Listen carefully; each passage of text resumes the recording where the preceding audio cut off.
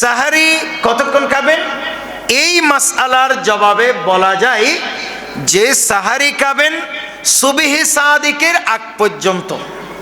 তার মানে এই বর্তমানে যে ক্যালেন্ডার এবং বর্তমানে যে টাইম দেয়া হয়, বিভিন্ন ক্যালেন্ডার, স্থানীয় ক্যালেন্ডার যেগুলি আছে, এগুলি ফলো করলেই আপনার জন্য সাহারি এবং ইফতারের যে টাইম ওটাতে দেয়া আছে ওটাই আপনাকে ফলো করতে হবে।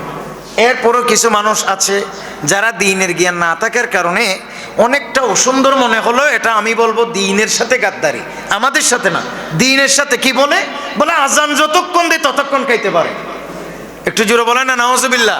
কেউ যদি মনে করেন আজান যতক্ষণ দেই ততক্ষণ খাইতে পারবে, এবং আজান পর্যন্ত অনেকেই মুখের মধ্যে পান রেখে দেই, অনেকে সিগারেট রেখে দেই, অনেকের খাবার মুখের মধ্যে রেখে দেই, বলে আজান যতক্ষণ শেষ না হয়েছে ততক্ষণ খাইতে পারছে, ওই বান্দার রোজা হবার কোনো সুযোগ, কথা বলে না, আছে নাকি গেছে?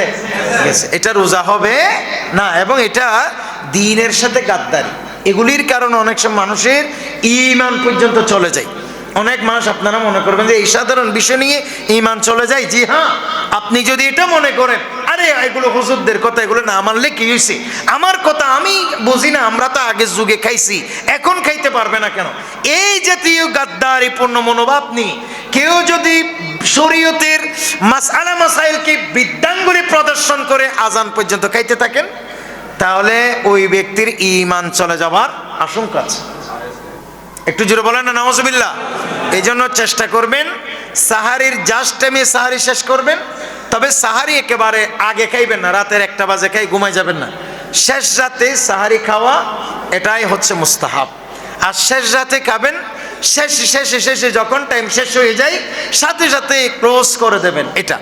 আর ইফতারের মুহূর্তে সেম, আপনি ইফতার করবেন দ্রুততার সাথে, অর্থাৎ কখন আজান দিবে, কোথায় আজান ওদিকে হয়েছে, আমাদের মসজিদে হয় নাই, বসে থাকবেন না, আপনি ঘড়ি দেখবেন এবং স্থানীয় ক্যালেন্ডার ফলো করে টাইম যদি ওটার সাথে আপনার সাথে মিলে যায়, আজান হোক কিংবা না হোক, সূর্য ডোবার সাথে সাথে ইফতার করা, এটাই হচ্ছে সুন্নাহ, এটাই হচ্ছে বিশুদ্ধ পদ্ধতি। অনেকেই রোজা শক্ত করে ওইদিকে আজান দেয়, বলে আমাদের মসজিদে দেয় নাই, হ্যাঁ এই জন্য আমি এখন খাবো না, 2 মিনিটের জন্য মরে যাব নাকি।